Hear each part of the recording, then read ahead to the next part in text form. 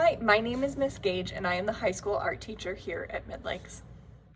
The Visual Arts program offers students comprehensive art experiences in a variety of mediums to obtain a degree of proficiency with each.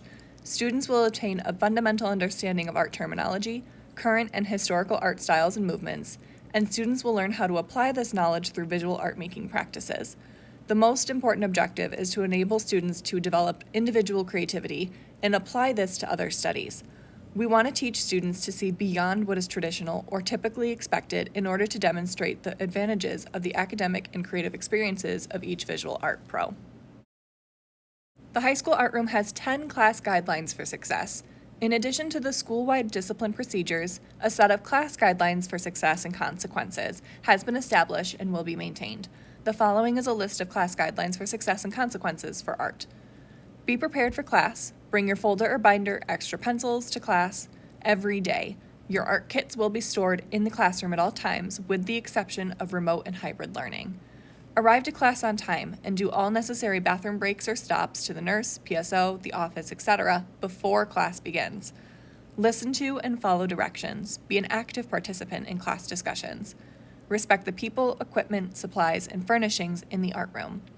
Use all tools safely and as properly taught. Use your time wisely. Stay on task and work towards project and assignment objectives. Work appropriately. Use school-appropriate language and have appropriate conversations. Be respectful of your volume to not distract others. Be responsible for your work area and supplies and materials. Clean up after yourself. Sanitize your workstations and supplies often. Have a positive attitude and behave in a professional manner. Please refrain from cell phone use unless given permission directly by the teacher. The following steps are in place if you choose not to follow the 10 class guidelines for success. The first being a verbal warning. Following a student-teacher conference about choice behavior that is disruptive, inappropriate, or unacceptable, and documentation and parent notification. The teacher may choose to give the student after-school detention along with notification home of the incident.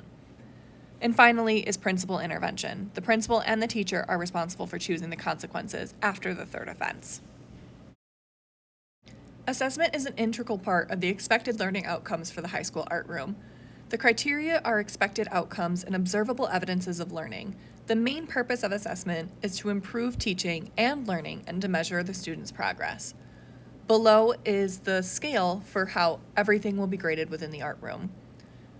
Projects and exams are graded out of a 100-point scale and are worth 55% of the student's grade.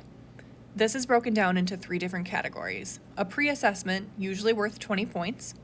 In-progress assessments, usually worth 30 points. And a post-assessment, including the final rubric for the project, which is worth 50 points.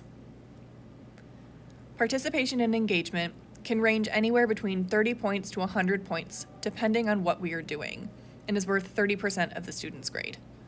Any tests or quizzes, homework assignments, or sketchbook prompts that we may do within the art room throughout the year are graded out of a 100-point scale and are worth 15% of the student's grades. With all that being said, my goal for the high school art room this year is to make sure that all of my students are excited and engaged about participating in art.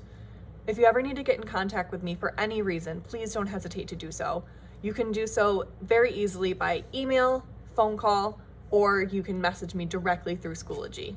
And again, if you have any questions, please do not hesitate to reach out. Thanks so much. Have a great day.